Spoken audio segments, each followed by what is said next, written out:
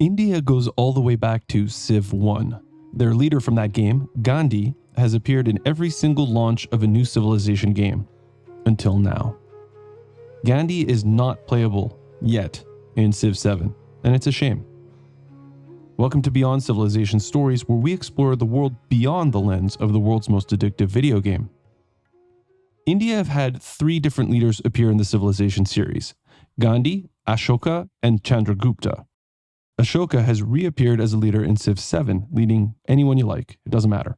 And assuming you're one of the folks currently with all of Civ 7's DLC, then Lakshmi Bai has also been introduced to the Civilization series as a leader. She hails from India, but who she leads in Civ 7 is up to you. Rumors abound that she was really Norwegian. Shh. Civ 6 is the game in the Civilization series where a Civ's identity is most fleshed out, so let's talk about India in Civ 6. Kandy arrived, as usual, at launch. His unique leader bonus is Satyagraha. He receives faith for every civilization he has met that has founded a religion. Fighting against a Kandy-led India is also a pain because his enemies, if that's you, suffer double war weariness.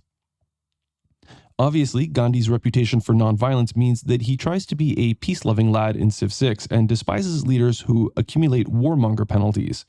Me, basically. We'd be good pals in real life, though, I swear.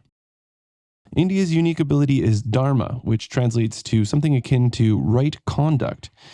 India receives bonuses in cities for each religion with at least one follower in them.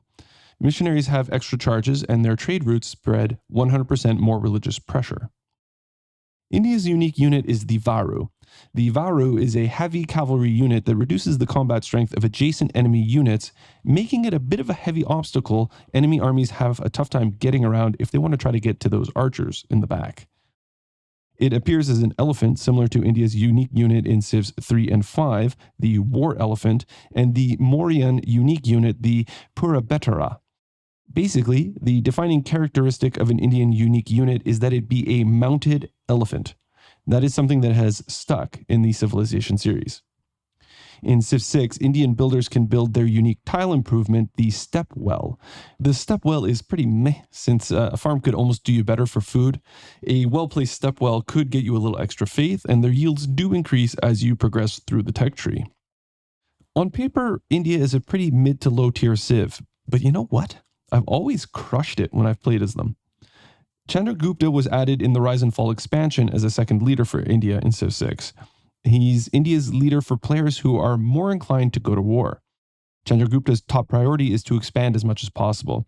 He gains the ability to declare a war of territorial expansion much earlier in the tech tree and gets a combat bonus for 10 turns after declaring a war of territorial expansion. As for wonders from the games that you can find in India, there are a bunch. The Taj Mahal is probably the most iconic symbol of India and was introduced way back in Civ 4, where it immediately granted a golden age to the civilization who built it. It returned in Civ 5, offering Civs the exact same effect as in Civ 4. In Civ 6, the Taj Mahal was only introduced in the Rise and Fall expansion, and they switched up its effects a little bit. With the introduction of Era Score, the Taj Mahal gives +1 Era Score to any historic moment already worth 2 or more Era Score, making it easier for whichever civilization builds it to string together golden ages. In Civ 7, the Taj Mahal returns and gives the civilization that builds it +50% celebration duration. With Civ 5, we were introduced to the Red Fort, which adds defense strength to the city that builds it. The Red Fort returned in Civ 7 and is a glorified city wall that costs more production. In Civ 6, we were introduced to the Mahabodhi Temple, which grants 2 apostles, nothing game-breaking there. We also got the Meenakshi Temple, another religious wonder that grants 2 gurus, makes gurus cheaper to purchase with faith, and gives religious units adjacent to gurus extra theological combat strength. In Civ 7, Nalanda shifted from being a city-state to a wonder. It grants science, has 2 codex slots, grants 1 codex, as well as 1 scientific attribute point to whoever builds it. There is also now the Sanchi Stupa, which grants happiness and culture for any excess happiness. Next, there is the Brihadiswara Temple, which grants influence and happiness for adjacent navigable rivers. There's a lot of points on the Indian map to get to if you want to see the wonders of India, and I'm sorry to say that I could only get to Agra for the Taj Mahal and to Madurai for the Meenakshi Temple. Granted, many cities have a red fort, but I didn't go to Delhi where the famed red fort from the game is located. The others are spread out in some less traveled places, and after 7 weeks in India, I was not prepared to be that exhaustive just for the sake of Civ the game. As I was traveling through India, I played some games of Civ 7 and Civ 6 as India. They are a fun Civ to play. As I mentioned in my playthrough as Ashoka, it was playing that game when I first felt even remotely invested in Civ 7. The music is always great, and it's not hard to feel immersed in something otherworldly when playing as India, especially as someone not from India. But what is India like today? Now, this isn't going to be easy. I want to give India a fair shake, and I don't want to paint a picture with an overly broad brush. Experiences shape our feelings about a place, sometimes more than the place itself. We spent 50 days in India. We covered a lot of ground traveling through Tamil Nadu to Kerala and up the coast through Goa to Mumbai, through Rajasthan into Uttar Pradesh, and then north to the border where we finally crossed into Nepal. In all, we stopped in 16 different cities. We saw a couple of wonders from the Civ game and met some amazing people along the way. But someone needs to come up with something amazing for me to ever go back. Now, I had heard stories about India going in. I knew that I'd be confronted with things that wouldn't be easy to see or smell. India is a dreadful, dreadful place. You know, it's the only country that still has the plague. I mean, the plague, please. I knew that it'd be different and that it might shock me. But I also wasn't born yesterday. I've been some places, seen some stuff.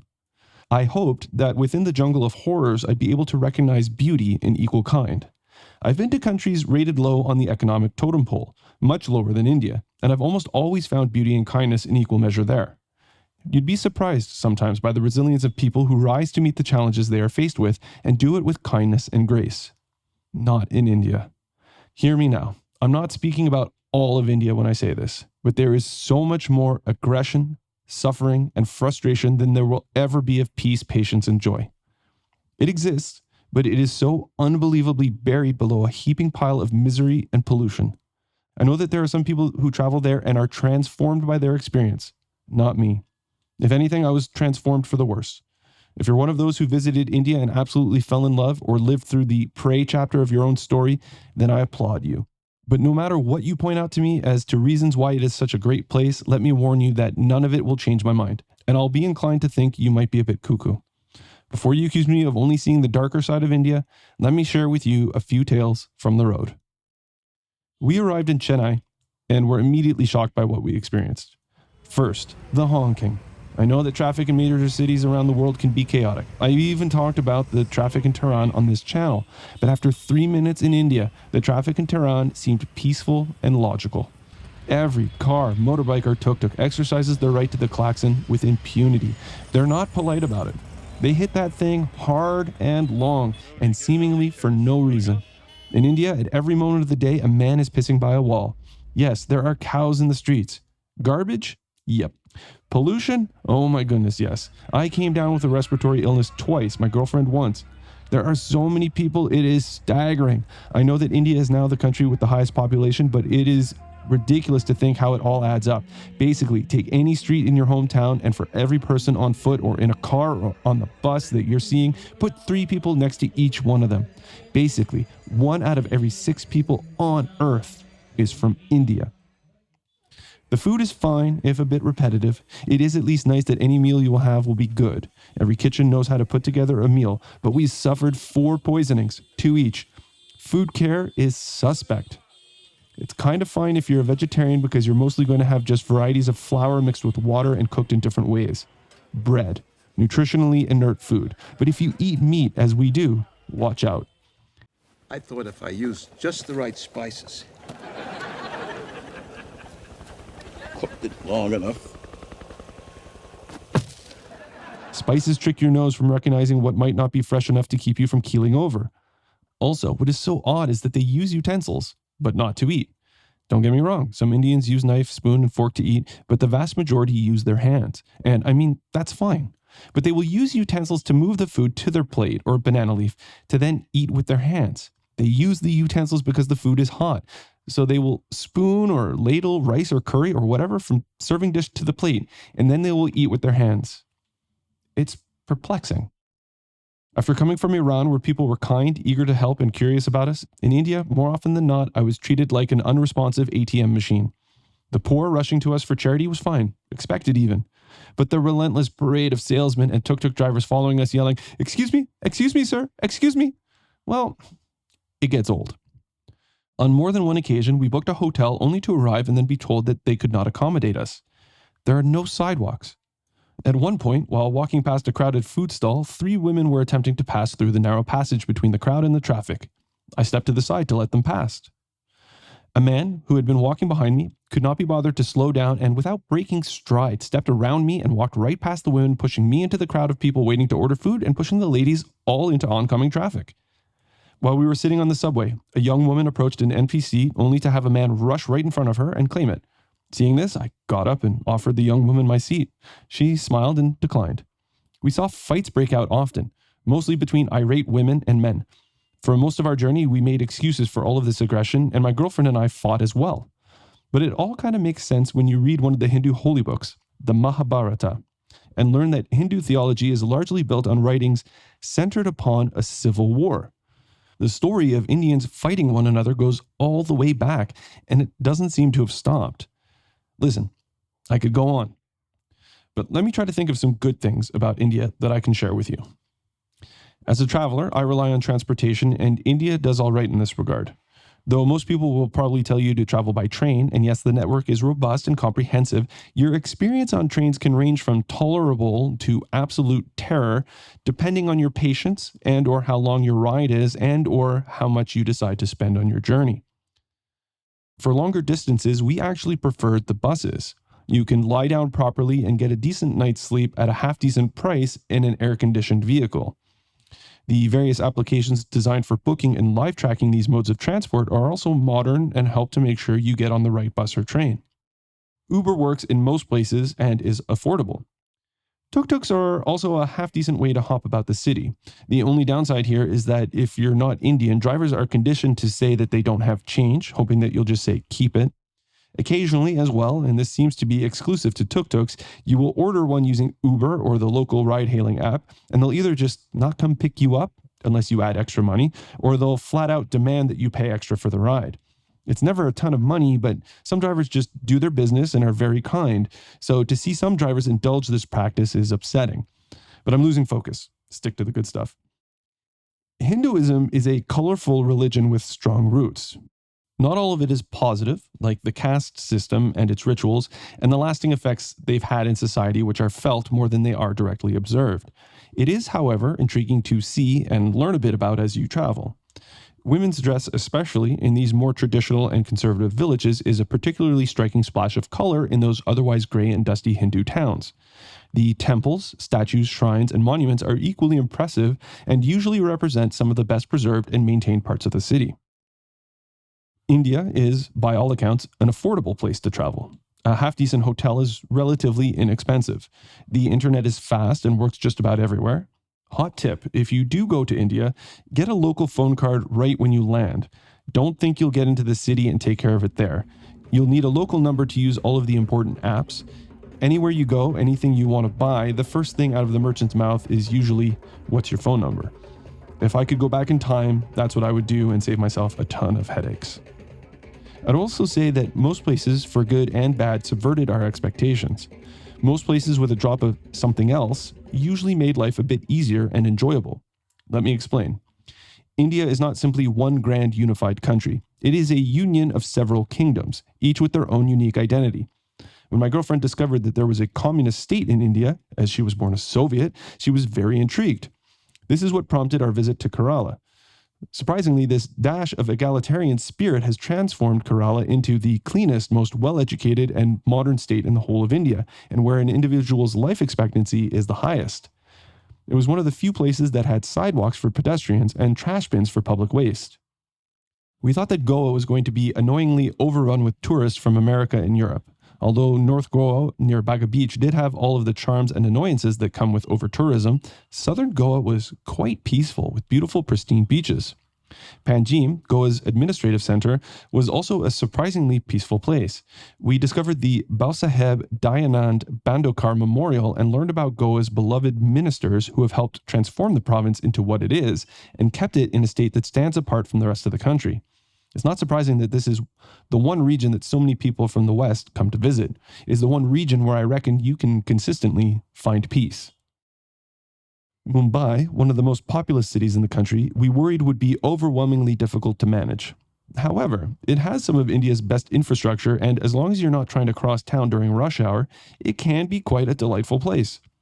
The seaside walkway is a particularly beautiful place to stroll or watch the sunset.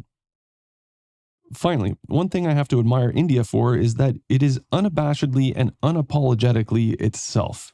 It seems to care more about its traditions and being who and what it is more than trying to catch up to the 21st century or lead the way in technology or building a robust economy.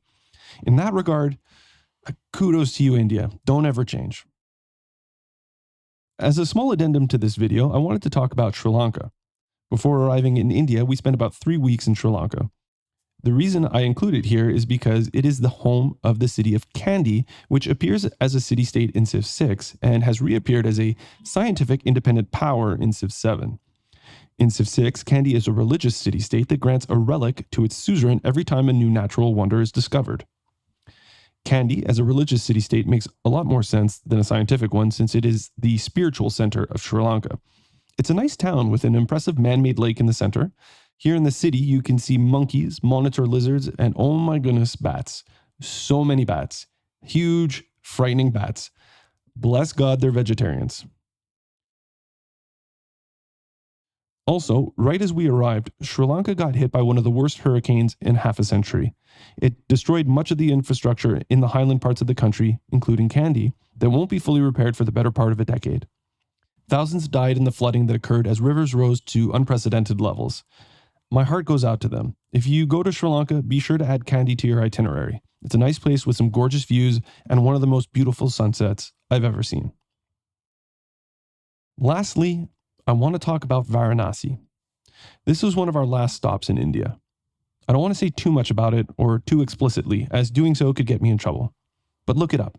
It's a strange and unique place where the struggle between life and death collide head-on and is placed right out in front for all to see. This was by far the most intriguing place in all of India that we saw. The one that, despite the horror, I would describe as worth the visit. For those who can stomach what it is about, it is a must-see because there really is no place like it anywhere else on Earth. The city itself contains all of the frustrations and annoyances that are typical of India, and I had some of my worst experiences there, but at the same time, while you are bearing witness to the rituals that take place by Manikarnika Ghat, you get the sense that you are witnessing something greater than yourself. And you understand that, as shocking and gruesome as it may seem, it might actually be important. Every Hindu wants to end up here. It represents the cleansing of their spirit and the end of the karmic cycle of suffering. Anyone who, having spent enough time in India, understands that, born into those often joyless circumstances, the end of that suffering is probably very welcome. I know that this little trip might not have been the easiest. Rest assured, it wasn't easy to live through. But thanks for watching, and remember to occasionally stop playing and make your own story, your own amazing path through history. I'll see you next time.